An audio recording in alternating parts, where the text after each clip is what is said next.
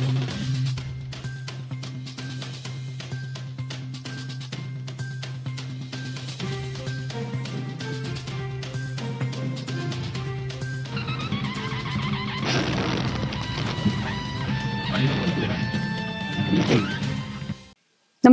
आपण पाहता Hirkani news. Hirkani news प्रत्येक क्षण ताज्या घडामोडी आणि महत्त्वाच्या प्रत्येक बातमीसाठी नेहमी तत्पर. कोयना धरणाबाबत महत्त्वाचे अपडेट. पाणलोट क्षेत्रात पाऊस वाढल्याने वीज गृहातून पाण्याचा विसर्ग सुरू. कोयना धरणाच्या पाणलोट क्षेत्रात पुन्हा पावसाने हजेरी लावली असून कोयना नगर व नवजा परिसरात चांगल्या पावसाची नोंद झाली आहे. बुधवारी सायंकाळी 5 वाजल्यापासून गुरुवारी सकाळी 8 वाजेपर्यंत कोयना नगर येथे 60 मिलीमीटर तर नवजा येथे 73 मिलीमीटर पावसाची नोंद झाली आहे.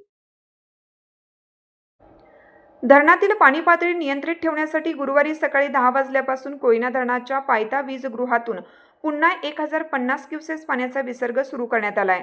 सध्या धरणात 95.78 टीएमसी पाणीसाठा शिल्लक आहे.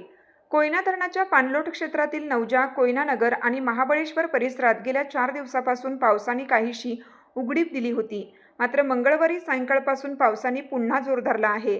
त्यानंतर कोयना नगर व नवजा परिसरात पावसाची नोंद झाली असून नवजा येथे सर्वाधिक 73 मिलीमीटर पाऊस झाला आहे. दरम्यान महाबळेश्वर परिसरात मात्र पावसाची उघडीप कायम असल्याची उपलब्ध आकडेवारीनुसार दिसून येत आहे. दरम्यान कोयना धरणातून तसेच पायथा वीज गृहातून नदीपात्रात सोडण्यात येणारा पाण्याचा विसर्ग सोमवारी दुपारी 12 वाजल्यापासून पूर्णपणे बंद करण्यात आला होता. मात्र पाणलोट क्षेत्रात पुन्हा पावसाची सुरुवात झाल्याने आणि धरणातील पाणी पातळी नियंत्रित ठेवण्याच्या दृष्टीने गुरुवारी सकाळी 10 वाजता पायथा वीज गृहातून 1050 क्युसेस पाण्याचा विसर्ग पुन्हा सुरू करण्यात आला आहे.